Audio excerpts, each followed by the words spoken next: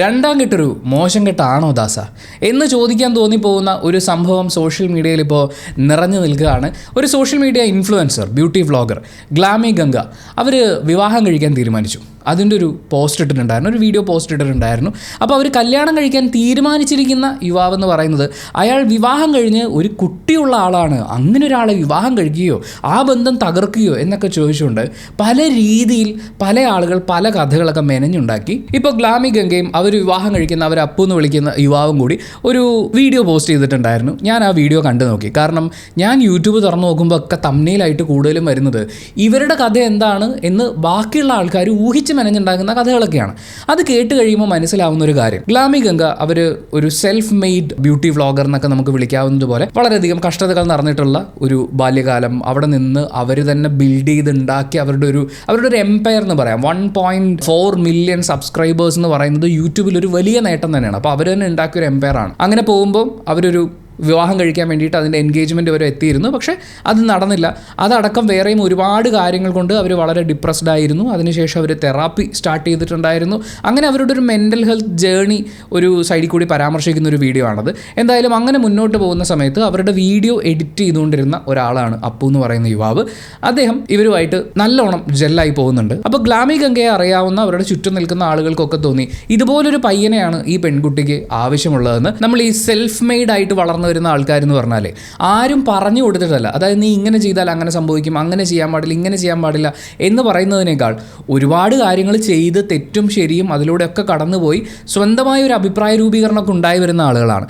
അങ്ങനെ വരുമ്പോൾ ഉറപ്പായിട്ടും ഗ്ലാമി ഗംഗയും ആലോചിച്ചിട്ടുണ്ടാവും. അവരാലോചിച്ചു. അങ്ങനെ അവർക്കും തോന്നി ഇത് എന്തുകൊണ്ട് ഫോർവേഡ് ചെയ്തുവിടാമെന്ന്. ആ സമയത്താണ് ഈ അപ്പു എന്ന് പറയുന്ന യുവാവ്, അയാൾ മുൻപൊരു വിവാഹം കഴിച്ചിട്ടുണ്ടായിരുന്നു, അതിലൊരു കുഞ്ഞുണ്ടെന്നും ആ ബന്ധം ഡിവോഴ്സ്ഡ് ആയിട്ടുള്ള ആളാണെന്നുള്ള കാര്യം ഗ്ലാമി ഗംഗ അറിയുന്നു. അതൊരു പ്രശ്നമായി പരിഗണിക്കാതിരിക്കാൻ ഗംഗയെ സംബന്ധിച്ച് അവർക്ക് അവരുടേതായ കാരണങ്ങളുണ്ടായിരുന്നു. ആ കാരണങ്ങളെക്കുറിച്ച് വിശദമായി പറയുന്ന ഈ ഓൾറെഡി കല്യാണം കഴിഞ്ഞൊരു പെണ്ണും ഒരു കുഞ്ഞുമുള്ള അവൻ്റെ ജീവിതം നീ തകർത്തലേടി എന്നൊക്കെ ചോദിക്കുന്ന ആ ചോദ്യങ്ങൾക്കൊക്കെയുള്ള വളരെ ഗംഭീരമായിട്ടുള്ള ഒരു റിപ്ലൈ ആയിട്ടാണ് എനിക്ക് ആ വീഡിയോ ഫീൽ ചെയ്തത്. ഏകദേശം 1 മണിക്കൂറോളമുള്ള വീഡിയോ ആണ്. അത് ഞാൻ മുഴുവനായിട്ട് കുത്തിയിരുന്ന് കണ്ടു. ഞാൻ ഈ പറഞ്ഞതിൽ നിന്ന് അവരുടെ ജേർണി എന്തായിരുന്നു എന്നുള്ളതിനൊരു ഏകദേശ ധാരണ നിങ്ങൾക്കും കിട്ടിയിട്ടുണ്ടാവും. 2 വ്യക്തികൾ, ഒരാൾ കണ്ടന്റ് ക്രിയേറ്റർ, മറ്റൊരാൾ എഡിറ്റർ. ആ എഡിറ്റർ ആയിട്ടുള്ള ആൾ കല്യാണം കഴിഞ്ഞു, കുഞ്ഞുണ്ട്, പക്ഷേ ഡിവോഴ്സ്ഡ് ആണ് എന്ന് പറയുമ്പോൾ കുഞ്ഞിൻ്റെ കാര്യം എങ്ങനെ വേണമെന്ന് അവർ തമ്മിൽ തീരുമാനിച്ച് കോടതി മുഖാന്തരം ഒരു തീരുമാനം ഉണ്ടായിട്ടുണ്ടാവും. അപ്പോൾ അമ്മേനെയും കുഞ്ഞിനെയും ഇയാളുടെ അടുത്ത് നിന്ന് അകറ്റി എന്നൊക്കെ പറയുന്നത് പോലത്തെ സ്റ്റേറ്റ്മെൻറ്റ്സ് വളരെ ബുദ്ധിശൂന്യമായ സ്റ്റേറ്റ്മെൻറ്റുകളാണ്. അങ്ങനെ ആരെങ്കിലും കണ്ടുപിടിക്കുകയാണെങ്കിലും അതൊരു നല്ല കണ്ടുപിടുത്തമല്ല ഗൈസ്. ആൻഡ് അതിനുശേഷം ഗ്ലാമി ഗംഗ അവർ ഓൾറെഡി എൻഗേജ്ഡ് ആയിരുന്നു. പക്ഷേ അത് വേണ്ടെന്ന് വെച്ചിട്ടുള്ള ഒരാളാണ്. അവർക്കും ജീവിതത്തിൽ ഒരു പാർട്ട്ണർ വേണം എന്നവർ തിരിച്ചറിയുന്ന ഒരു സമയത്ത് അവർ രണ്ടുപേരും ഒരുമിച്ച് ജീവിക്കാൻ തീരുമാനിച്ചു. ഇത്രേ സംഭവിച്ചിട്ടുള്ളൂ. പക്ഷേ മലയാളിയുടെ പലതരം സദാചാര കാഴ്ചപ്പാടുകൾ വെച്ചുകൊണ്ട് നോക്കുമ്പോൾ, ആ തുലാസിൽ വെച്ച് അളക്കുമ്പോൾ ഇത് ശരിയാവില്ലല്ലോ, അല്ലെങ്കിൽ ഇതിലെന്തൊക്കെയോ കുഴപ്പങ്ങളുണ്ടല്ലോ എന്ന് തോന്നുകയും ആ തോന്നലുകളെ മുതലെടുക്കുന്ന മറ്റ് ചില കണ്ടന്റ് ക്രിയേറ്റേഴ്സ് അതുമായി ബന്ധപ്പെട്ട് വീഡിയോസ് പോസ്റ്റ് ചെയ്യുകയും അതുപോലെ കുറേ പോസ്റ്റുകളായിട്ട് മുന്നോട്ട് വരികയൊക്കെ ചെയ്തു. കമൻറ്റ് ബോക്സിൽ അവർ ആക്രമണങ്ങൾ നേരിട്ടു എന്ന് പറയുന്നു. അതിനൊക്കെ ശക്തമായി പ്രതിരോധിച്ചുകൊണ്ടുള്ള ഒരു ഗംഭീര വീഡിയോ. ആ വീഡിയോയെക്കുറിച്ച് ഞാനിനി എന്താ പറയാൻ പോകുന്നതെന്ന് ചോദിച്ചു കഴിഞ്ഞാൽ, നമ്മുടെ സമൂഹത്തിലെ ഏറ്റവും മോശമായിട്ടുള്ള ഒരു ചിന്താഗതി ഇവരെ അറ്റാക്ക് ചെയ്യാൻ വേണ്ടി ഉപയോഗിച്ച പല ആളുകളിലും ഉണ്ടായിരുന്നു. അത് ഡിവോഴ്സുമായിട്ട് ബന്ധപ്പെട്ടിട്ടാണ്. ഡിവോഴ്സ്ഡ് ആയിട്ടുള്ള ഒരു യുവാവ് ആദ്യമായി വിവാഹം കഴിക്കുന്ന ഒരു പെൺകുട്ടിയെ കല്യാണം കഴിക്കുന്നു. അയ്യോ, ഇതെങ്ങനെ ശരിയാവുക? അവൻ ഡിവോഴ്സ്ഡ് ആയിട്ടുള്ള ആളല്ലേ? അതായത് ഡിവോഴ്സ്ഡ് ആയിട്ടുള്ള ആളാണെങ്കിൽ ഡിവോഴ്സ്ഡ് ആയിട്ടുള്ള ഒരു സ്ത്രീയെ മാത്രമേ വിവാഹം കഴിക്കാൻ പാടുള്ളൂ. ഇനി ഡിവോഴ്സ്ഡ് ആയിട്ടുള്ള കുഞ്ഞുള്ള ഒരാളാണെങ്കിൽ മറ്റൊരു ഡിവോഴ്സ്ഡായ കുഞ്ഞുള്ള ആളെ മാത്രമേ കല്യാണം കഴിക്കാൻ പാടുള്ളൂ എന്ന് പറയുന്നൊരു ചിന്താഗതി. അതായത് ഇവിടെയുള്ള ആളുടെ കാര്യങ്ങൾ എന്തൊക്കെയാണോ അതിനോട് കറക്റ്റ് കിട്ടുന്ന ആളെ മാത്രമേ നമ്മൾ വിവാഹം കഴിക്കാൻ പാടുള്ളൂ എന്നുള്ള ആ ഒരു ആറ്റിറ്റ്യൂഡ് വെച്ചുകൊണ്ടുള്ള ഒരു ആക്രമണം ഇവർക്കെതിരെ നടന്നിട്ടുണ്ടായിരുന്നു. നമ്മുടെ നാട്ടിലെ ഈ ഡിവോഴ്സ് എന്ന് പറയുന്നത് അതിനോട് ചേർത്ത് ഏറ്റവും കൂടുതൽ ആളുകൾ ഉപയോഗിക്കുന്ന വാക്കാണ് ഉപേക്ഷ. അതായത് എന്തോ ഒരു കാര്യം ഉപേക്ഷിക്കുകയാണ്, അല്ലെങ്കിൽ ഒരാളിവിടെ ഉപേക്ഷിക്കപ്പെടുകയാണ്. ഒരു കല്യാണം കഴിഞ്ഞ ഭാര്യയും ഭർത്താവും അവർ തമ്മിൽ ഒത്തുപോകുന്നില്ലെന്ന് തോന്നുന്നു. അവർ രണ്ടുപേരും വേർപിരിയാൻ തീരുമാനിക്കുന്നു. അതിലാരെങ്കിലും ഒരാൾ മറ്റേ ആളെ ഉപേക്ഷിച്ചതാണെന്നേ എല്ലാവരും പറയുള്ളൂ. ഉപേക്ഷിച്ച് കഴിയുമ്പോൾ എന്താണ്, ഒരു കാര്യം ഇവിടെ വേസ്റ്റ് ചെയ്യപ്പെട്ടു, അല്ലെങ്കിൽ ഇയാൾക്ക് എന്തോ നഷ്ടപ്പെട്ടു എന്ന് പറയുന്ന പോലത്തെ ഒരു ഫീലാണ്. ഭാര്യ ഉപേക്ഷിച്ച് പോയ ആളാണ്, അപ്പോൾ അവൻ എന്തോ കുഴപ്പമുണ്ട്. ഭർത്താവ് ഉപേക്ഷിച്ച പെണ്ണാണ്, അപ്പോൾ അവൾക്ക് എന്തോ കുഴപ്പമുണ്ട്. അവൻ ആ കുഞ്ഞിനെ ഉപേക്ഷിച്ചു, അവൻ ശരിയല്ല. ഇത് മുഴുവൻ ഈ പറയുന്ന ഉപേക്ഷ എന്ന് പറയുന്ന ഒരു ചിന്തയുമായിട്ടാണ് നമ്മൾ അസോസിയേറ്റ് ചെയ്തുകൊണ്ടിരിക്കുന്നത്. അങ്ങനെ വരുമ്പോൾ സ്വാഭാവികമായിട്ടും നിങ്ങൾക്ക് ഒരാളെ കുറ്റപ്പെടുത്തേണ്ടി വരും, നിങ്ങൾ ഒരാളെ കുറച്ച് കാണേണ്ടി വരും. ഡിവോഴ്സ്ഡ് ആവുന്ന ആൾ ഒരു ബന്ധം നന്നായി പോകുന്നില്ല എന്ന് മനസ്സിലാക്കുമ്പോൾ റെസ്പെക്റ്റോടു കൂടി അവിടെ നിന്ന് മാറി നിൽക്കാൻ തീരുമാനിച്ചിട്ടുള്ള ആളാണ്. എല്ലാ കേസിലും അങ്ങനെയാണെന്നൊന്നും പറയുന്നില്ല. വിട്ടുകൊടുക്കാതെ പിടിച്ചു വെച്ചുകൊണ്ടിരിക്കുന്ന, കൂടുതൽ ബുദ്ധിമുട്ടുകൾ ഉണ്ടാക്കി കൊടുക്കുന്ന, ഏറ്റവും സ്ട്രഗ്ലിംഗ് ആയിട്ടുള്ള പീരീഡിലേക്ക് ഒരു മനുഷ്യനെ തള്ളിവിടുന്ന അങ്ങനത്തെ ആളുകളും ഉണ്ട് ഡിവോഴ്സ് കേസുകളിൽ. പക്ഷേ മാന്യമായി വേർപിരിഞ്ഞ് സെപ്പറേറ്റഡ് ആയി നിൽക്കുന്ന ആളുകളെ സംബന്ധിച്ച് അയാൾക്ക് അയാളുടെ ജീവിതം, എനിക്ക് എൻ്റെ ജീവിതം, എൻ്റെ മനസ്സമാധാനം. ഇനി കുഞ്ഞുങ്ങളുണ്ടെങ്കിൽ ആ കുഞ്ഞിൻ്റെ ഏറ്റവും നല്ല ഭാവിക്ക് എന്താണോ ആവശ്യം അതിനാവശ്യമായ കാര്യങ്ങൾ നമ്മൾ ചെയ്യാം. ഇപ്പോൾ കുഞ്ഞിനെ അമ്മയുടെ കൂടെ നിർത്താൻ കോടതി പറയുമ്പോൾ അച്ഛൻ ഉപേക്ഷിച്ച കുഞ്ഞല്ലത്. ആ കുഞ്ഞിൻ്റെ ജനറ്റിക് ഫാദർ ഇവിടെ ഉണ്ട്. ആ കുഞ്ഞിൻ്റെ കാര്യങ്ങൾക്ക് ചെലവിന് കൊടുക്കാൻ ഇദ്ദേഹം ബാധ്യസ്ഥനാണ്. ആ അമ്മ ആ കുഞ്ഞിന് കൊടുക്കേണ്ട ഒരു കെയർ ഉണ്ട്, അതും അവർ കൊടുക്കും. ഇപ്പോൾ കുഞ്ഞ് അച്ഛൻ്റെ കൂടെയാണ് നിൽക്കുന്നതെങ്കിൽ അമ്മ ഉപേക്ഷിച്ച കൊച്ചല്ലത്. പക്ഷേ നമ്മുടെ നാട്ടിലെല്ലാം ഈ ഉപേക്ഷയുമായിട്ടാണ് കണക്ട് ചെയ്യുന്നത്. അതുകൊണ്ട് തന്നെ ഭാര്യയെ ഉപേക്ഷിച്ചവൻ, അപ്പം ഭർത്താവ് ഉപേക്ഷിച്ച ഒരു പെണ്ണിനെ അവന് കിട്ടാൻ പാടുള്ളൂ. കാര്യം അവനൊരു കുറവുണ്ട്, അവനൊരു പ്രശ്നത്തിൽ നിന്നിട്ടുള്ള, അവനെന്തോ ഒരു കുഴപ്പക്കാരനായിട്ടുള്ള ആളാണ്. അവനൊരു കുഞ്ഞുണ്ട്, അപ്പോൾ അവൻ്റെ എന്തോ നഷ്ടപ്പെട്ട്, അപ്പോൾ അത് നഷ്ടപ്പെട്ടിട്ടുള്ളൊരു പെണ്ണാണെങ്കിൽ കുഴപ്പമില്ലല്ലോ എന്ന് പറയുന്നത് പോലത്തെ കൺസെപ്റ്റ് വെച്ചിട്ടാണ് നമ്മൾ ഈ ഡിവോഴ്സ്ഡ് ആയിട്ടുള്ള ആളുകളെ അളന്നുകൊണ്ടിരിക്കുന്നത്, ജഡ്ജ് ചെയ്തുകൊണ്ടിരിക്കുന്നത്. നമ്മൾ ഗ്ലാമി ഗംഗയും അപ്പും തമ്മിലുള്ള ഈ ബന്ധത്തെക്കുറിച്ച് അവർ സംസാരിക്കുന്ന ഒന്ന് ശ്രദ്ധിച്ചു നോക്കണം. ഗംഗ പറയുന്ന ഒരു ചെറിയ ഉദാഹരണമാണ്. അതായത് ഡ്രൈവിങ് അവർ പ്രാക്ടീസ് ചെയ്യാൻ ശ്രമിച്ചിട്ടുണ്ടായിരുന്നു, പക്ഷേ പറ്റിയിട്ടില്ലായിരുന്നു. അവരെ പഠിപ്പിക്കാൻ വന്ന ആളുകളൊക്കെ ഓരോ കാര്യങ്ങൾ പറഞ്ഞിട്ട് ചൂടാവും. നീ എന്താ അങ്ങനെ നോക്കുന്നു, ഇങ്ങനെ നോക്കുന്നു, ഇതാണ് മറ്റാണ് മറിച്ചാണ്, കുറേ കാര്യങ്ങൾ ഇങ്ങനെ പറഞ്ഞുകൊണ്ടിരിക്കും. ഇത് അവരെ വളരെ പാനിക് ആക്കുന്നുണ്ട്. പക്ഷേ അപ്പ് ഡ്രൈവിങ് പഠിപ്പിക്കാൻ വേണ്ടിയിട്ട് കൂടെ വന്നിരുന്ന സമയത്ത് ഭയങ്കര പീസ്ഫുള്ളായിരുന്നു എന്ന് പറയുന്നുണ്ട്. ഇത് കേൾക്കുമ്പോൾ പുറത്തുനിന്ന് നോക്കുന്ന ആർക്കെങ്കിലുമൊക്കെ തോന്നും അതത്ര വലിയ കാര്യമാണോ എന്ന്. ഒരു മനുഷ്യൻ അർഹിക്കുന്ന റെസ്പെക്റ്റ് ഉണ്ട്. ഒരു പെർട്ടിക്കുലർ കാര്യം ചെയ്യാൻ എനിക്ക് കുറച്ച് റിലാക്സ്ഡ് ആയിട്ട് പറഞ്ഞു തരുന്ന ഒരാൾ എൻ്റെ കൂടെ ഇരുന്നാലേ പറ്റൂ എന്ന് ചിന്തിക്കുന്ന ആളുകളുണ്ട്. ഗംഗയെ സംബന്ധിച്ച് ആ സിറ്റുവേഷനിൽ അവർ പാനിക്കാണ്.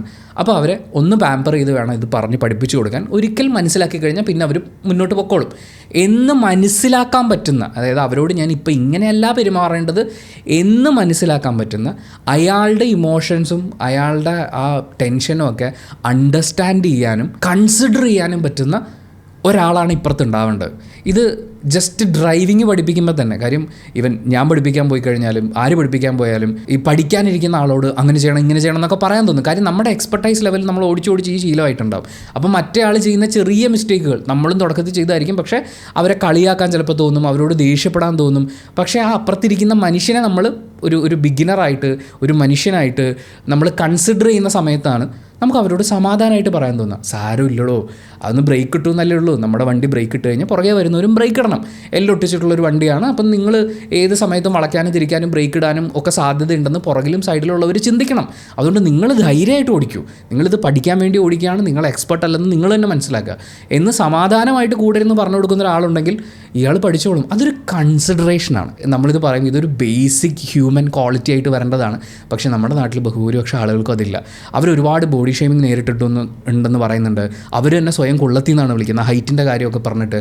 അപ്പോൾ അതിൻ്റെ ഒക്കെ പേരിൽ ഇവർ ഈ കളിയാക്കലുകളൊക്കെ നേരിട്ടുണ്ടാവും. പക്ഷേ ഇതൊന്നും ആ പയ്യൻ്റെ ഭാഗത്തുനിന്ന് അവർ ഫേസ് ചെയ്തിട്ടില്ല. എന്ത് ജോലിയും ചെയ്യാൻ പറ്റുന്നു, അതായത് ഇന്നിപ്പോൾ ഈ ജോലി അല്ലെങ്കിൽ നമുക്ക് ജീവിക്കാൻ വേണ്ടി മറ്റൊരു ജോലി ചെയ്യാൻ, അങ്ങനെ എന്തും ചെയ്യാൻ തയ്യാറായിട്ടുള്ള ഒരാളാണ്. ഞാനും അങ്ങനെ ഒരാളാണ്, അവനും അങ്ങനെ ഒരാളാണ് എന്ന് പറയുമ്പോൾ അവരുടെ വേവ് ലെങ്ത് ഒക്കെ ഒരുമിച്ച് പോകുന്നുണ്ട്. ഫാമിലിക്ക് ഇഷ്ടമാണ്, പരസ്പരം കാര്യങ്ങളെല്ലാം അറിയാം, ഒരാൾക്ക് എന്താണ് വേണ്ടതെന്ന് മറ്റേ ആൾക്ക് അഡ്രസ്സ് ചെയ്യാൻ പറ്റുന്നുണ്ട്, ഐഡൻറ്റിഫൈ ചെയ്യാൻ പറ്റുന്നുണ്ട് എന്നൊക്കെ പറയുമ്പോൾ അതൊരു വളരെ പ്രധാനപ്പെട്ട കാര്യമാണ്. അവിടെ ഈ പറയുന്ന ഏജ് ബാറും അല്ലെങ്കിൽ കല്യാണം കഴിഞ്ഞ് മറ്റേ നഷ്ടപ്പെട്ടു പോയ ആൾ എന്നൊക്കെ പറയുന്ന പോലത്തെ സാധനങ്ങളൊന്നുമില്ല. ബേസിക്കലി എന്താ വേണ്ടത്? ഒരു പാർട്ട്ണറെ വേണം, ഒരു കമ്പാനിയനെ വേണം. പക്ഷേ നമ്മുടെ സമൂഹത്തിൻ്റെ പ്രശ്നം എന്താണെന്ന് വെച്ചാൽ ചെക്കനും പെണ്ണും ഒക്കെ ഒരു ത്രാസിൽ ഇങ്ങനെ ഇവരെ അളന്നു നോക്കും. അത് ജഡ്ജ്മെൻറ്റാണ്, ബേസിക് ജഡ്ജ്മെൻറ്റ് പരിപാടിയാണ്.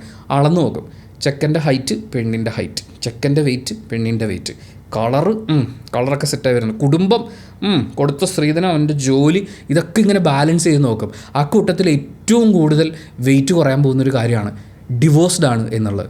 അയ്യോ, ഡിവോഴ്സ്ഡ് ആയിട്ടുള്ള പയ്യനാണല്ലേ, ഡിവോഴ്സ്ഡ് ആയിട്ടുള്ള പെണ്ണാണ്, എന്നാൽ കുഴപ്പമില്ല. പക്ഷേ ആദ്യമായിട്ട് കല്യാണം അവർക്ക് ഇങ്ങനെ ഒരു രണ്ടാം കെട്ടുകാരൻ്റെ ആവശ്യമൊക്കെ ഉണ്ടോ, എന്തോ കുറവാണ്. അതേപോലെ നേരെ തിരിച്ചും ചോദിക്കും. നമ്മളൊക്കെ നമ്മുടെ നാട്ടിലൊരു സിസ്റ്റമൊക്കെ വെച്ച് ചെറുപ്പം മുതലേ പല രീതിയിൽ പേരൻ്റ് ചെയ്യപ്പെട്ടിട്ടുള്ള, പല സിറ്റുവേഷൻസിലൂടെ കടന്നുപോയി മനസ്സിൽ ഒരുപാട് മുറിവുകളുള്ള മനുഷ്യന്മാരാണ്.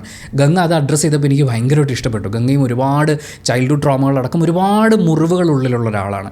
അവർ തെറാപ്പിക്കൊക്കെ പോയി അത് തിരിച്ചറിഞ്ഞ് സ്വന്തം മുറിവുകൾ സ്വയം ഉണക്കണമെന്ന് പറയുന്ന ഒരു തിരിച്ചറിവിലേക്കൊക്കെ വന്നിട്ടുള്ള ഒരാളാണ്. പക്ഷേ അവരത് ഇടയ്ക്ക് വെച്ചപ്പോഴും നിർത്തി എന്നുള്ള രീതിയിലാണ് സംസാരം കേട്ടപ്പോൾ തോന്നിയത്. ഗംഗ എപ്പോഴെങ്കിലും ഈ വീഡിയോ കാണുകയാണെങ്കിൽ പ്ലീസ് അത് സ്റ്റോപ്പ് ചെയ്യരുത്. നമ്മുടെ മുറിവുകളൊക്കെ ഉണങ്ങി നമ്മൾ അത്രയും സ്ട്രോങ് ആയി, കുറച്ചും കൂടി സ്ട്രോങ് ആയി മുന്നോട്ട് വരാൻ നമ്മളത് ഹെൽപ്പ് ചെയ്യുള്ളൂ. ഇനി തെറാപ്പിസ്റ്റ് നിങ്ങൾ തമ്മിലുള്ള തീരുമാനമാണെങ്കിൽ എനിക്കതിലൊന്നും പറയാനില്ല. അങ്ങനെ മുറിവുകളുള്ളവരാണ് നമ്മളെല്ലാവരും, എല്ലാ മനുഷ്യരും.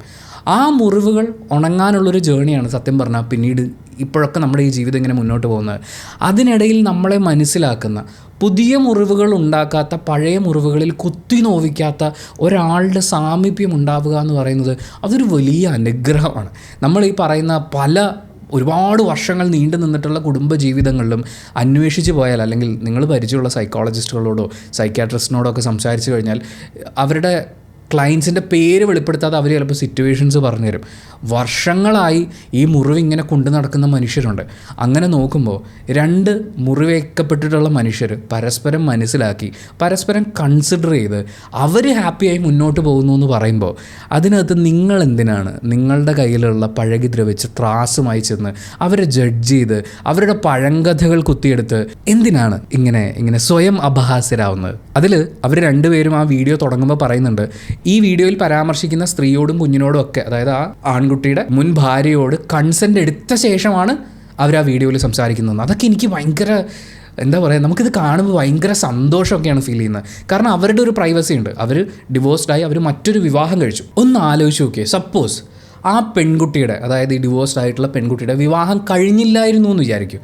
ഈ കഥകൾ ഉണ്ടാക്കാൻ ഇറങ്ങുന്ന ആളുകൾ അവളെ ഒഴിവാക്കി എന്നിട്ട് ഇവളെ കല്യാണം കഴിക്കാൻ പോകുന്ന ആളാണ്. ആ കുഞ്ഞിനെ നോക്കാൻ താല്പര്യമില്ലാതെ, കുടുംബസ്നേഹമില്ലാതെ, അപ്പപ്പം കാണുന്നവനെ എന്നൊക്കെ പറയുന്നത് പോലെ ആയിരിക്കും ആളുകൾ ഇതിനെ ട്രീറ്റ് ചെയ്യുന്നുണ്ടാവുക. ഇപ്പോൾ ആ പെൺകുട്ടി വിവാഹം കഴിച്ച് അവർക്ക് മറ്റൊരു ജീവിതമുണ്ട് എന്ന് അറിയുമ്പോൾ പോലും ഇതാണ് ആക്രമണം. അപ്പോൾ അവർ വിവാഹം കഴിച്ചിട്ടില്ലായിരുന്നെങ്കിലോ? ഇവിടെയൊക്കെയും നമ്മുടെ സൊസൈറ്റി പാതി കാര്യങ്ങൾ അറിഞ്ഞ്, ചിലപ്പോൾ ഒന്നും അറിയാതെ തന്നെ ജഡ്ജ് ചെയ്യാൻ വേണ്ടി ചാടി ഇറങ്ങുന്നതിൻ്റെയാണ്. പക്ഷേ അവരിവരുടെ കൺസെൻറ്റ് ചോദിച്ചു. അവർക്കൊരു ലൈഫുണ്ട്. ആ ലൈഫിനെ പോലും പരിഗണിക്കാതെ, ആ കുഞ്ഞിൻ്റെ ലൈഫ് പോലും പരിഗണിക്കാതെയാണ് പല കണ്ടൻറ് ക്രിയേറ്റേഴ്സും ഇവരെ വെച്ച് വീഡിയോ ചെയ്ത് ഇതിനകത്ത് അങ്ങനെയുണ്ട്, ഇങ്ങനെയുണ്ട്, അങ്ങനെയാണ്. ഈ ഡിവോഴ്സ്ഡ് ആയിപ്പോയ സ്ത്രീ ഈ വീഡിയോ കാണുമ്പോൾ അവർക്ക് എങ്ങനെയായിരിക്കും ഫീൽ ചെയ്യുന്നുണ്ടാവുക? അവർ തമ്മിൽ ഒരു നല്ല ടേംസിലാണ് പിരിഞ്ഞതെങ്കിൽ നമുക്കിത് ശരിയാവില്ലടോ, നമുക്ക് സെപ്പറേറ്റ് ആവാം എന്ന് പറഞ്ഞ് നല്ലൊരു ടേംസിലാണ് പിരിഞ്ഞതെങ്കിൽ, ഒരു സൗഹൃദാന്തരീക്ഷം അവർക്കിടയിലുണ്ടെങ്കിൽ ഈ വരുന്ന വീഡിയോസും കണ്ടൻറ്റും ഒക്കെ ആ സ്ത്രീയുടെ മാനസികാവസ്ഥയെ എങ്ങനെയാണ് ബാധിക്കുക? നമ്മൾ സമാധാനമായിട്ട് പിരിഞ്ഞാലോ, പിന്നെ എന്തിനാ പാവത്തിനെ ഉപദ്രവിക്കുന്നത് എന്നവർ ചിന്തിച്ചേക്കില്ലേ? ഞാൻ കൂടി അതിന് കാരണമല്ലേ എന്ന് അവർക്ക് തോന്നില്ലേ? അത് അവരുടെ ക്വാളിറ്റി ഓഫ് ലൈഫിനെ ബാധിക്കില്ലേ? അവർക്കിപ്പോൾ ഒരു വീഡിയോയിൽ ലൈവ് വന്ന് ചിലപ്പോൾ പറയാൻ പറ്റില്ല, അവരുടെ പ്രൈവസി മാറ്റേഴ്സ്. അപ്പോൾ എന്താണ് നമ്മളിവിടെ ആളുകളെ അളക്കാൻ വേണ്ടി ഉപയോഗിക്കുന്നത്? എന്തിനാണ് ബാക്കിയുള്ളവൻ്റെ ജീവിതം കുട്ടിച്ചോറാക്കാൻ വേണ്ടി? നിങ്ങളെന്തോ പുണ്യപ്രവൃത്തി ചെയ്യുന്നത് പോലെയൊക്കെ ചെയ്തിട്ട് ബാക്കിയുള്ളവൻ്റെ ലൈഫ് എന്തിനാണ് കുട്ടിച്ചോറാക്കുന്നത്? അവർ ജീവിതത്തിൽ നിന്ന് വഴിമാറി നടന്ന ആളുകളെക്കുറിച്ചൊരു വീഡിയോയിൽ മെൻഷൻ ചെയ്യുന്നതിന് മുമ്പ് കൺസെൻറ്റ് ചോദിച്ചു. പക്ഷേ ഇവരുടെ ജീവിതം ഇങ്ങനെയൊക്കെയാണ് ഞാൻ കണ്ടുപിടിച്ചിട്ടുണ്ട് എന്ന് പറഞ്ഞൊരു വീഡിയോ ചെയ്യുന്നതിന് മുമ്പ് അവരെ വിളിച്ച് കൺസെൻറ്റ് ചോദിക്കുമോ, അവരുടെ വിവരങ്ങളൊന്ന് ക്രോസ് ചെക്ക് ചെയ്യുമോ ഒന്നും ചെയ്യാത്ത കണ്ടൻറ് ക്രിയേറ്റേഴ്സിനെ നമ്മൾ എന്താണ് പറയേണ്ടത്? ആക്ച്വലി അവർ കണ്ടൻറ് ക്രിയേറ്റേഴ്സാണോ കൺഫ്യൂഷൻ ക്രിയേറ്റേഴ്സാണോ? അതിൽ ഗംഗ യൂസ് ചെയ്യുന്നൊരു വാക്കുണ്ട്. ഇപ്പോൾ എനിക്കൊരു കുഞ്ഞുണ്ടെങ്കിലും അല്ല മറ്റൊരു കുഞ്ഞാണെങ്കിലും ഞാൻ വീഡിയോയിൽ കൊണ്ടുവരില്ല, സോഷ്യൽ മീഡിയയിൽ പിച്ച് ചീന്താൻ ഇട്ട് കൊടുക്കില്ല. അവർ ഈ ഒരു കാര്യം പബ്ലിക് ആക്കുമ്പോൾ ആദ്യം ചെയ്തത് ആ യുവാവിൻ്റെ കുഞ്ഞിൻ്റെ ഫോട്ടോ കംപ്ലീറ്റ് ഡിലീറ്റ് ചെയ്യുക എന്നുള്ളതാണ്. ചെയ്തില്ലായിരുന്നെങ്കിൽ അവർ പറഞ്ഞതുപോലെ തന്നെ സംഭവിക്കും. ആ കുഞ്ഞിൻ്റെ ഫോട്ടോ എടുത്ത് വെച്ചിട്ടാണ്, കണ്ടോ ഈ കുഞ്ഞിൻ്റെ ഇതിൻ്റെ ചിരി കണ്ടോ, ഇത് കണ്ടിട്ട് എങ്ങനെയാണ് അവന് ആ കുഞ്ഞിനെ ഉപേക്ഷിച്ച് പോകാൻ തോന്നിയത് എന്ന് ചോദിച്ച് ബാക്കിയുള്ളവൻ്റെ ഇമോഷൻസ് കുത്തി ഇളക്കി അതിൽ നിന്ന് ലാഭം കണ്ടെത്താൻ വേണ്ടി ഓൺലൈൻ മീഡിയക്കാരും കണ്ടന്റ് ക്രിയേറ്റേഴ്സും ഒക്കെ ചാടി ഇറങ്ങും. ആ സ്ത്രീയുടെ ഫോട്ടോ കിട്ടിയാൽ ഇപ്പം തന്നെ ഒരു മിനിമം ബ്ലർ മാത്രം കൊടുത്ത് പക്ഷേ മനസ്സിലാക്കാവുന്ന രീതിയിൽ ആ ഫോട്ടോസ് പബ്ലിഷ് ചെയ്യും. അപ്പുറത്തെ സൈഡിൽ വേദനിക്കേണ്ടി വരുന്നത്, പ്രൈവസി നഷ്ടപ്പെടുന്നത്, സന്തോഷവും സമാധാനവും ഇല്ലാതാവുന്നത് മനുഷ്യരല്ലേ എന്ന് ചിന്തിക്കില്ല. അത് ഡിവോഴ്സ്ഡ് ആണെങ്കിൽ ജഡ്ജ് ചെയ്യാൻ ഭയങ്കര എളുപ്പം. കാര്യം നമ്മുടെ നാട്ടിൽ കല്യാണം എന്ന് പറഞ്ഞാൽ, ഭാര്യ കുഞ്ഞെന്ന് പറഞ്ഞാൽ, അല്ലെങ്കിൽ ഭർത്താവ് കുഞ്ഞെന്ന് പറഞ്ഞാൽ ഇത് ഒടുക്കത്തെ ഇമോഷനാണ്. കാര്യം നമ്മൾ പഠിച്ചിരിക്കുന്നത് എന്താ? നമ്മൾ ആദ്യം സ്കൂളിലും കോളേജിലൊക്കെ പോയി പഠിച്ച് ഒരു ജോലി മേടിക്കും. അത് കഴിയുമ്പോൾ നമ്മളൊരു കല്യാണം കഴിക്കും. കല്യാണം കഴിച്ച് കഴിയുമ്പോൾ കുഞ്ഞുങ്ങളുണ്ടാകും. കുഞ്ഞുങ്ങളെ വളർത്താനാണ് പിന്നീട് അങ്ങോട്ടുള്ള നമ്മുടെ ജീവിതം. നമ്മുടെ ലൈഫിൽ ഏറ്റവും വിലപിടിപ്പുള്ളത് കുഞ്ഞുങ്ങളാണ്. അവരുടെ മക്കൾ ഇതൊക്കെ കണ്ടിട്ട് കുറേ കാലം കഴിഞ്ഞിട്ട് വേണം നമുക്ക് മരിച്ചു പോകാൻ വേണ്ടിയിട്ട്. പിന്നെ മരിക്കാറാവുന്ന സമയത്ത് ഈ പിള്ളേരാണ് നമ്മളെ നോക്കേണ്ടത്. ഈ ഒരു ലൈൻ ഇങ്ങനെ പിടിച്ചു വെച്ചേക്കാം. ഇതിൽ അങ്ങോട്ടോ ഇങ്ങോട്ടോ ഒക്കെ മാറിക്കഴിഞ്ഞാൽ സഹിക്കാൻ പറ്റില്ല. അങ്ങോട്ടോ ഇങ്ങോട്ടോ മാറുന്ന തീരുമാനങ്ങൾ എടുക്കുന്ന മനുഷ്യർ അവരത് എന്തിനെടുത്തു എന്നുള്ളത് ചിന്തിക്കാതെ അവർ ജഡ്ജ് ചെയ്യും. ഒരു വിവാഹബന്ധം മര്യാദയ്ക്ക് പോവില്ല എന്ന് രണ്ട് മനുഷ്യർക്ക് ഫീൽ ചെയ്യുന്നതിന് പല പല പല പല പല കാരണങ്ങളുണ്ടാവും. അവരാ തീരുമാനത്തിലെത്തുന്നത് ഒരു ദിവസം ഇങ്ങനെ ചായ കുടിച്ചുകൊണ്ടിരിക്കുമ്പോൾ നമുക്കൊന്ന് ഡിവോഴ്സ് ചെയ്ത് നോക്കിയാലോ, നല്ല രസമുള്ള പരിപാടിയാണല്ലോ എന്ന് വിചാരിച്ചിട്ടല്ല ആളുകൾ ഡിവോഴ്സിന് വേണ്ടി കോടതിയിലെത്തുന്നത്. കൂട്ടത്തിൽ ആർക്കെങ്കിലും ഒരാൾക്ക് ഇത് ശരിയാവില്ല, എൻ്റെ ലൈഫ് തീർന്നുകൊണ്ടിരിക്കുകയാണ് എന്നൊരു തോന്നൽ വരുമ്പോൾ, അല്ലെങ്കിൽ രണ്ടു പേർക്കും നമ്മൾ ഒരുമിച്ച് പോയാൽ നമുക്ക് ഹാപ്പി ആയിട്ടിരിക്കാൻ പറ്റില്ല എന്ന് തിരിച്ചറിയുമ്പോൾ അങ്ങനെയാണ് ഇങ്ങനൊരു തീരുമാനം ഉണ്ടായി വരുന്നത്. അപ്പോൾ പോലും അവർക്ക് ഈ തീരുമാനം പുനഃപരിശോധിക്കാനുള്ള സാധ്യതകൾ കോടതിയിൽ കൊടുക്കും. കുഞ്ഞുങ്ങളുണ്ടെങ്കിൽ, അവർക്ക് സ്വത്തുക്കളുണ്ടെങ്കിൽ, ഇതൊക്കെ എങ്ങനെയാണ് ഡീൽ ചെയ്യേണ്ടതെന്നുള്ള തീരുമാനങ്ങൾ എടുക്കാൻ ആവശ്യത്തിന് സമയം കൊടുത്തിട്ട്, നമ്മുടെ കോടതികളുടെ രീതി അനുസരിച്ച് ചിലപ്പോൾ ആവശ്യത്തിൽ കൂടുതൽ സമയം കൊടുത്തിട്ടാണ് അവർ ആ ഒരു ഡിസിഷൻ കംപ്ലീറ്റ് ചെയ്യുന്നത്. അങ്ങനെയുള്ള മനുഷ്യർ അവരവരുടെ ജീവിതം രണ്ടാമത് കെട്ടിപ്പടുക്കാൻ നോക്കുമ്പോൾ എന്തിനാണ് അവരെ മോശമായി ജഡ്ജ് ചെയ്യുന്നത്? എന്തിനാണ് അവർ കണ്ടെത്തുന്ന പാർട്ട്നേഴ്സിനെ ഷെയിം ചെയ്യാൻ പോകുന്നത്? ഇത് സെക്കൻഡ് ഹാൻഡ് ഉപകരണം വാങ്ങിക്കുന്ന ഒരാളെ കളിയാക്കുന്നു. അതായത് എൻ്റെ കയ്യിൽ ഏറ്റവും പുതിയ ഐഫോണുണ്ട്, പക്ഷെ അവൻ്റെ ഇരിക്കുന്നത് സെക്കൻഡ് ഹാൻഡ് ഐഫോണാണ് എന്ന് പറയുന്ന പോലത്തെ ഒരു കമ്പാരിസണാണ്. എനിക്ക് ഭയങ്കരമായിട്ട് അപ്രിഷ്യേറ്റ് ചെയ്യാൻ തോന്നുന്നൊരു കാര്യം, ഇത്രയും നെഗറ്റീവ് കമൻസ് വന്നപ്പോൾ, അല്ലെങ്കിൽ ഇത്രയും കെട്ടുകഥകളെ നേരിടേണ്ടി വന്നപ്പോഴും അവർ രണ്ടുപേരും അവിടെ കാണിക്കുന്നൊരു ധൈര്യമുണ്ട്. സി, അത് അത്ര എളുപ്പമൊന്നുമല്ല. നമ്മളെക്കുറിച്ച് കുറേ കെട്ടുകഥകളും സാധനങ്ങളൊക്കെ വന്നു കഴിഞ്ഞാൽ നമ്മളെ ഭയങ്കരമായിട്ട് അഫക്റ്റ് ചെയ്യും. പക്ഷേ അതിൽ നിന്ന് മറികടക്കാൻ അവർക്ക് പറ്റുന്നു എന്നുള്ളത് അത് സത്യം പറഞ്ഞാൽ വലിയൊരു കഴിവാണ്. ആ ഒരു പൊസിഷനിലേക്ക് എത്തുക എന്ന് പറയുന്നത് വലിയൊരു നേട്ടമാണ്. ആൻഡ് നിങ്ങൾ ആ വീഡിയോ കാണുമ്പോൾ അതിനകത്ത് അവരൊരു എക്സിറ്റ് പ്ലാനിനെ കുറിച്ച് പറയുന്നുണ്ട്. ഞങ്ങൾ രണ്ടുപേരും ഒരുമിച്ചിരിക്കുന്നതാണ് നല്ലതെന്ന് തോന്നുന്നു, സന്തോഷമായിട്ട് മുന്നോട്ട് പോകുന്നു. നാളെ ഇത് വർക്കാവില്ല എന്ന് തോന്നിയാലും അവർക്ക് ഇതേ സ്വാതന്ത്ര്യത്തോടെ ഇത് വർക്കാവുന്നില്ല എന്നുള്ളത് ഡിസ്കസ് ചെയ്ത്, ഇനി അങ്ങനെ അല്ലെങ്കിൽ രണ്ടുപേർക്കും രണ്ട് വഴിക്ക് പോകാനുള്ളൊരു എക്സിറ്റ് ഉണ്ടാക്കാൻ പറ്റുന്ന അങ്ങനൊരു കോൺവെർസേഷനാണ് അവർക്കിടയിലുള്ളത്. അത് എത്ര റിലേഷൻഷിപ്പിലുണ്ട്? ഒരു ഭാര്യയ്ക്കോ ഭർത്താവിനോ ഈ റിലേഷൻഷിപ്പ് പറ്റൂല, എനിക്ക് രക്ഷപ്പെട്ടേ പറ്റൂ എന്ന് തോന്നുകയോ, അല്ലെങ്കിൽ എനിക്ക് ഭയങ്കരമായിട്ട് ലാക്ക് ചെയ്യുന്നുണ്ടോ, എനിക്ക് ഈ ലൈഫിൽ എനിക്ക് വേറെ എന്തൊക്കെയോ ചെയ്യണമെന്നുണ്ട്, നിനക്ക് കൂടെ നിൽക്കാൻ പറ്റുമോ? അപ്പോൾ അപ്പുറത്തെ സൈഡിൽ നിന്ന് അത് ബുദ്ധിമുട്ടാണെന്ന് പറഞ്ഞാൽ എന്നാൽ നമുക്ക് രണ്ട് വഴിക്ക് നീങ്ങാം, ഞാൻ കുറച്ച് സന്തോഷം ആഗ്രഹിക്കുന്നുണ്ട്, അർഹിക്കുന്നുണ്ട്. അപ്പോൾ മറ്റേ ആൾക്കും അങ്ങനെ തോന്നി അവർ രണ്ട് വഴിക്ക് പോട്ടെ. പക്ഷെ അങ്ങനെ തുറന്നു പറയാനുള്ള സ്പേസ് എത്ര ആളുകൾക്കിടയിലുണ്ട്? എന്തിന്? എക്സിറ്റും പോട്ടെ, ചില കൺസേൺസ് വളരെ ഓപ്പണായി തുറന്നു പറയാനുള്ള സ്വാതന്ത്ര്യം. ഭാര്യ ഭർത്താവിനെയോ ഭർത്താവ് ഭാര്യയോ കളിയാക്കിയാൽ നീ എന്നെ ഈ വാക്കുകൾ ഉപയോഗിച്ച് കളിയാക്കരുത് പ്ലീസ് എന്ന് റെസ്പെക്റ്റ്ഫുള്ളി പറയാനും, അത് കേട്ട് കഴിയുമ്പോഴേക്കും പിന്നെ ഞാൻ ഭർത്താവാണ്, ഞാൻ കളിയാക്കും എന്ന് പറയുന്നതിന് പകരം, അല്ലെങ്കിൽ നിന്നെ എന്തും പറയാനുള്ള സ്വാതന്ത്ര്യം എനിക്കുണ്ട് എന്ന് പറയുന്നതിന് പകരം, അത് കേട്ട് മനസ്സിലാക്കി കൺസിഡറേറ്റീവായി പെരുമാറുന്ന എത്ര പങ്കാളികളുണ്ട് നമ്മുടെ നാട്ടിൽ. അത് വെച്ച് നോക്കുമ്പോൾ ഇത് ശരിയാവില്ലെന്ന് മനസ്സിലാക്കി രണ്ടു വഴിക്ക് പോകാൻ പറ്റുന്ന ആ സ്വാതന്ത്ര്യം ഓൾറെഡി ഉപയോഗിച്ചിട്ടുള്ള ഒരാളെന്ന് പറയുമ്പോൾ ദേ ക്യാൻ അണ്ടർസ്റ്റാൻഡ്. ആൻഡ് ആ വീഡിയോയിൽ അവരാരെയും ഡീഫെയിം ചെയ്തിട്ടില്ല. അവസാനിപ്പിച്ചു പോയ ബന്ധങ്ങളെക്കുറിച്ചും മോശമായി ഒന്നും സംസാരിക്കുന്നില്ല. അതിനൊക്കെ അവർ അപ്രിഷ്യേറ്റ് ചെയ്യല്ലേ വേണ്ടത്? രണ്ട് മനുഷ്യരെന്നുള്ള നിലയ്ക്ക് ബാക്കിയുള്ളവരെ, മറ്റു ചുറ്റുമുള്ള മനുഷ്യരൊക്കെ മനസ്സിലാക്കാൻ പറ്റുന്ന, പരസ്പരം മനസ്സിലാക്കാൻ പറ്റുന്ന രണ്ട് വ്യക്തികൾ അവരൊരുമിച്ച് ജീവിക്കാൻ ആരംഭിക്കുമ്പോൾ അവിടെ അളവെടുത്ത് കീറി മുറിച്ച് ജഡ്ജ് ചെയ്തിട്ട് നിങ്ങൾ എന്താണ് പ്രൂവ് ചെയ്യുന്നത്? അതിൽ ഗംഗ ചോദിക്കുന്നൊരു ചോദ്യമുണ്ട്, ഈ ഡിവോഴ്സ്ഡ് അല്ലേ എന്നൊക്കെ ചോദിച്ച് കമൻ്റ് ഇടുന്ന ആളുകൾ, നിങ്ങൾ ചിലപ്പോൾ 2 ദിവസം കഴിഞ്ഞാൽ ഡിവോഴ്സിൻ്റെ വക്കിലേക്ക് എത്തിയാലോ എന്ന് പറയുന്ന പോലെ, ഈ ജഡ്ജ് ചെയ്യാനും പുച്ഛിക്കാനും ഇറങ്ങിത്തിരിക്കുന്ന ആളുകൾ അവനവൻ്റെ ലൈഫിലേക്ക് നോക്കണം. അവിടെ ഈ പറയുന്ന കാര്യങ്ങളൊക്കെ ഉണ്ടോ? ജനാധിപത്യപരമായി ചിന്തിക്കുന്ന, സ്വാതന്ത്ര്യങ്ങളുള്ള, പരസ്പര ബഹുമാനമുള്ള, കൺസിഡറേഷനുള്ള, ഒപ്പീനിയൻസ് എക്സ്പ്രസ് ചെയ്യാൻ പറ്റുന്ന അങ്ങനെ ഒരു നല്ല ബന്ധത്തിലാണോ നിങ്ങളുള്ളത്? അതോ സമൂഹം ഇങ്ങനെയാണ്, എല്ലാവരും ഇങ്ങനെ ജീവിക്കുന്നു, അതുകൊണ്ട് ഞാനും ഇങ്ങനെ ജീവിക്കുന്നു എന്ന് വിചാരിച്ചാണോ നിങ്ങൾ ജീവിക്കുന്നത്? ഇനി ഇത്തരം ചർച്ചകൾ നടക്കുന്ന സമയത്തൊക്കെ ഏറ്റവും കൂടുതൽ പൊങ്ങി വരുന്ന ഒരു കമൻ്റ് ഉണ്ട്, നമ്മുടെ നാട്ടിലെ ആണുങ്ങൾക്കൊന്നും പെണ്ണ് കിട്ടുന്നില്ല, എനിക്കൊന്നും കിട്ടുന്നില്ലല്ലോ എന്നൊക്കെ പറഞ്ഞുകൊണ്ടുള്ള അത്തരം ചില കോമഡി ആക്കാണ് എന്ന് പറയുന്ന പോലത്തെ കുറച്ച് കമൻറ്റുകൾ. ആ കമൻ്റ് ഇടുന്ന ആളുകളടക്കം, അല്ലെങ്കിൽ അത്തരം കമൻറ്റുകളെ സെലിബ്രേറ്റ് ചെയ്യുന്ന നല്ല കോമഡി ആയിട്ടുണ്ടല്ലോ എന്നൊക്കെ ചിന്തിക്കുന്ന ഒരാളാണ് നിങ്ങളെങ്കിൽ ജസ്റ്റ് ഒന്ന് ആലോചിച്ച് നോക്കുക, എന്തുകൊണ്ടായിരിക്കും പെണ്ണ് കിട്ടാത്തത്? അതിനുള്ള ഉത്തരം ഗംഗയുടെ ഈ ഒരു കോൺവെർസേഷനിൽ ഞാൻ കേട്ടു. അവർ അപ്പുവിനെക്കുറിച്ച് പറയുന്ന സമയത്ത് ഉപയോഗിച്ച വാക്ക്, എനിക്ക് കിട്ടുന്നൊരു റെസ്പെക്റ്റ് ഉണ്ടല്ലോടാ. ആ പറച്ചിലുണ്ട് അവർക്ക് എത്രത്തോളം അത് നിഷേധിക്കപ്പെട്ടു എന്നുള്ളത്. എല്ലാ മനുഷ്യരും ഒരു റെസ്പെക്റ്റ് അർഹിക്കുന്നുണ്ട്. നമ്മുടെ ഉള്ളിൽ നിന്ന് നമുക്ക് നമ്മളോടുണ്ടാവേണ്ട റെസ്പെക്റ്റ് ഉണ്ട്, നമ്മുടെ ചുറ്റും നിൽക്കുന്ന ആളുകൾ നമ്മളോട് കാണിക്കേണ്ട ഒരു റെസ്പെക്റ്റ് ഉണ്ട്. ജീവിതത്തിൻ്റെ പല സിറ്റുവേഷൻസിലും അവർക്കത് നിഷേധിക്കപ്പെട്ടിട്ടുണ്ട് എന്ന് അവരുടെ സംസാരത്തിൽ നിന്ന് മനസ്സിലായി. അങ്ങനെ നിഷേധിക്കപ്പെട്ടിട്ടുള്ള ഒരാൾക്ക്, അതിൻ്റെ വാല്യൂ അറിഞ്ഞിട്ടുള്ള ഒരാൾക്ക് അത് മറ്റൊരാളിൽ നിന്ന് കിട്ടുമ്പോൾ അതറിയാൻ പറ്റും. ഇയാൾ എന്നെ ട്രൂലി റെസ്പെക്റ്റ് ചെയ്യുകയാണോ അതോ കാര്യം കാണാൻ വേണ്ടിയുള്ള സ്നേഹമാണോ എന്നൊക്കെ അതൊക്കെ സിമ്പിളായിട്ട് മനസ്സിലാക്കാൻ പറ്റും. ഗംഗയുടെ സംസാരത്തിലുടനീളം നമുക്ക് ഫീൽ ചെയ്യുന്നുണ്ട്, അവർക്ക് ആ റെസ്പെക്റ്റ് ഫീൽ ചെയ്യാൻ പറ്റുന്നുണ്ട്. നിങ്ങൾ ആ റെസ്പെക്റ്റ് ഒരു മനുഷ്യന് കൊടുത്തില്ലെങ്കിൽ, പരസ്പര ബഹുമാനം എന്ന് പറയുന്നത് നിങ്ങൾ പെൺകുട്ടികളോട് കാണിച്ചില്ലെങ്കിൽ നിനക്കൊന്നും പെണ്ണ് കിട്ടാൻ പോളടാ. നീ ഈ കമൻറ്റ് വീണ്ടും ഇടും, നിനക്ക് പെണ്ണ് കിട്ടും, പെണ്ണ് കിട്ടിയ ശേഷം നിൻ്റെ കയ്യിലിരിപ്പിനെ അവൾ ഇട്ടിട്ട് പോകും, അത് കഴിഞ്ഞ് വീണ്ടും ഇതേ കമൻറ്റ് ഇടേണ്ടി വരും. ആൻഡ് ഈ ഫ്രസ്ട്രേറ്റഡ് മല്ലു ചോദ്യമുണ്ട്, എന്ത് കണ്ടിട്ടാണ് ഇവനെയൊക്കെ എന്ന് പറയുന്നത്. ആ ചോദ്യം ചോദിക്കുന്ന നമ്മുടെ സൊസൈറ്റി അല്ലെങ്കിൽ ഈ പറയുന്ന ഫ്രസ്ട്രേറ്റഡ് ഒരു സമൂഹത്തിൻ്റെ പരിച്ഛേദം, അവർ ചോദിക്കുന്നത് ജാതി മതം ഉണ്ടാവുമായിരിക്കും, നിറം ഉണ്ടായിരിക്കും, സാമ്പത്തികാവസ്ഥ, സ്റ്റേറ്റസ് തുടങ്ങിയിട്ടുള്ള കുറേ കാര്യങ്ങൾ വെച്ചിട്ടായിരിക്കും ഈ ചോദ്യം ചോദിക്കുന്നത്. പക്ഷേ രണ്ടുപേരും ഒരുമിച്ച് ഒരു ജീവിതം ആരംഭിക്കുന്ന സമയത്ത് നമ്മൾ അവരോട് ചോദിക്കേണ്ട ഇതൊക്കെ ക്ലാസ് എടുത്ത് തരേണ്ടി വരുന്ന അല്ലെങ്കിൽ പറയേണ്ടി വരുന്നതൊക്കെ ഭയങ്കര സങ്കടകരമായിട്ടുള്ള കാര്യമാണ്.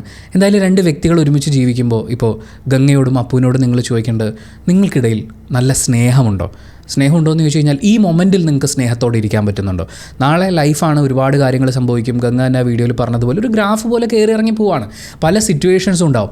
ഈ മൊമെൻറ്റിൽ നിങ്ങൾക്ക് പരസ്പരം സ്നേഹിച്ചിരിക്കാൻ പറ്റുന്നുണ്ടോ? ഈ മൊമെൻറ്റിൽ നിങ്ങൾ പീസ്ഫുള്ളായിട്ടാണോ ഇരിക്കുന്നത്? നിങ്ങൾക്കിടയിൽ സമാധാനം എന്ന് പറയുന്നൊരു സാധനം നിങ്ങൾക്ക് ഫീൽ ചെയ്യുന്നുണ്ടോ? നിങ്ങൾക്കിടയിൽ ഒരു പരസ്പര ബഹുമാനമുണ്ടോ? ഈ മൊമെൻറ്റിൽ നിങ്ങൾ ഹാപ്പി ആയിട്ടിരിക്കുന്ന പോലെ നാളെക്കുറിച്ച് നിങ്ങളുടെ ഉള്ളിലുണ്ടാവുന്നത് പ്രതീക്ഷയാണോ? പരസ്പരം രണ്ടുപേരെക്കുറിച്ചും അങ്ങോട്ടും ഇങ്ങോട്ടും ആലോചിക്കുമ്പോൾ നിങ്ങൾക്ക് ഉള്ളിൻ്റെ ഉള്ളിലൊരു മതിപ്പുണ്ടാകുന്നുണ്ടോ? എൻ്റെ പാർട്ട്ണർ ഇന്ന ആളാണ് എന്ന് പറയുന്ന ആ ഒരു മതിപ്പ് നിങ്ങൾക്ക് അങ്ങോട്ടും ഇങ്ങോട്ടും തോന്നുന്നുണ്ടോ? ഈ ചോദ്യങ്ങളാണ് കൺസേൺ എന്ന് പറയുന്നത്. നമ്മൾ മറ്റൊരാളുടെ ജീവിതം നന്നായി പോകുന്നുണ്ടോ എന്ന് പറയുന്ന റിയൽ കൺസേൺ ഉള്ള ആളുകൾ ചോദിക്കേണ്ടത്. ആദ്യം നമ്മൾ പറഞ്ഞ ചോദ്യങ്ങൾ മുഴുവൻ കുത്തിത്തിരിപ്പെന്നാണ് പറയുക. Let them live.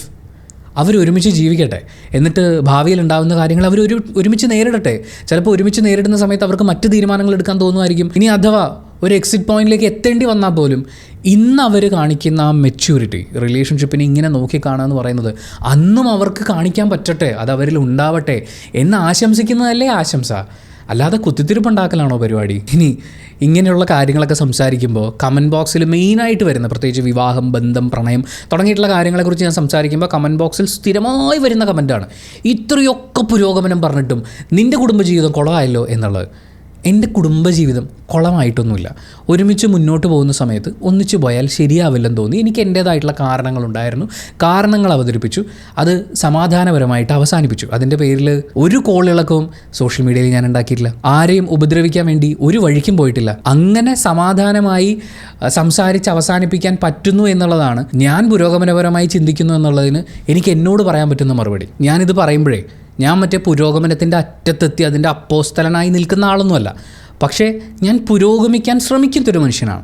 എനിക്ക് എൻ്റെ ഉള്ളിൽ തന്നെ തെറ്റുകളായി തോന്നിയിട്ടുള്ള, ശരികളായി ആവർത്തിക്കണമെന്ന് തോന്നിയിട്ടുള്ള കാര്യങ്ങളുണ്ട്. അങ്ങനെ സ്വയം ലേൺ ചെയ്തും അൺലേൺ ചെയ്തും ഞാൻ മുന്നോട്ട് വരാൻ ശ്രമിക്കുകയാണ്, അതായത് പുരോഗമിക്കാൻ ശ്രമിക്കുന്ന ഒരാളാണ്. ആ ചിന്തകളാണ് ഞാൻ മുന്നോട്ട് വെക്കുന്നത്. പക്ഷേ നമ്മുടെ സൊസൈറ്റിയുടെ ഒരു പ്രത്യേകത എന്താണെന്ന് വെച്ചാൽ, ഇവൻ പുരോഗമനം പറയുന്നുണ്ടോ, അപ്പോൾ അവൻ്റെ കുടുംബത്തിൽ എന്താണ് നടക്കുന്നത് എന്ന് പറഞ്ഞ് നിങ്ങൾ പുരോഗമന ആശയങ്ങൾ ഉൾക്കൊള്ളുന്നുണ്ട് അല്ലെങ്കിൽ ലേൺ ചെയ്യാനും അൺലേൺ ചെയ്യാനും തയ്യാറാവുന്നു എന്നുള്ളത് നിങ്ങളുടെ കുടുംബത്തിൻ്റെ മറ്റേ ലൈഫ് എക്സ്പെക്റ്റൻസി കൂട്ടിത്തരുന്ന പരിപാടിയൊന്നുമല്ല. നിങ്ങൾക്ക് ചിന്തിക്കാൻ സ്പേസ് തരുന്നു, കമ്മ്യൂണിക്കേറ്റ് ചെയ്യാൻ സ്പേസ് തരുന്നു. യെസ്സിനും നോയ്ക്കും അതിനിടയിലും അതിനൊക്കെ ഉള്ള ഒരു സ്പേസ് ഉണ്ടാക്കിയെടുക്കാനുള്ള ഒരു മനോനിലയിലേക്ക് വളരുക എന്നുള്ളതാണ് ഞാൻ മനസ്സിലാക്കുന്ന പുരോഗമനം. നമ്മുടെ നാട്ടിലൊരു കുടുംബം ഇങ്ങനെ ആയിരിക്കണം എന്ന് വാശി പിടിക്കുന്ന ആൾക്കാർ അവർ രണ്ട് തരമേ ഉള്ളൂ. ഒന്നെങ്കിൽ കല്യാണം കഴിച്ചിട്ടില്ലാത്ത ആളുകൾ, അല്ലെങ്കിൽ കല്യാണം കഴിച്ച് കൂടെയുള്ള പാർട്ട്ണറെ ബുദ്ധിമുട്ടിച്ചുകൊണ്ടിരിക്കുന്ന ആളുകൾ. ഇവർ രണ്ടുപേരും നമ്മളോട് എന്ന് പറയും നിങ്ങളിങ്ങനെയാണ് ജീവിക്കേണ്ടത്. കാര്യം അവർക്ക് ഇതിൻ്റെ ബുദ്ധിമുട്ടൊന്നും അറിയില്ല, ഒരാൾക്ക് അറിയില്ല, മറ്റേ ആൾ അറിയാൻ മെനക്കെട്ടിട്ടില്ല. അപ്പോൾ ഉപദേശിക്കാൻ ഭയങ്കര എളുപ്പമാണ്. നമ്മൾ ഒരുമിച്ച് പരസ്പര ബഹുമാനത്തോടെ അണ്ടർസ്റ്റാൻഡിങ്ങോടുകൂടി കൺസേൺഡ് ആയിട്ട് മുന്നോട്ട് പോകുക എന്ന് പറയുന്നത് എഫേർട്ട് വേണ്ടുന്നൊരു കാര്യമാണ്. അവിടെ നിങ്ങൾക്ക് ഒരുപാട് പുതിയ കാര്യങ്ങൾ പഠിക്കാനുണ്ടാവും.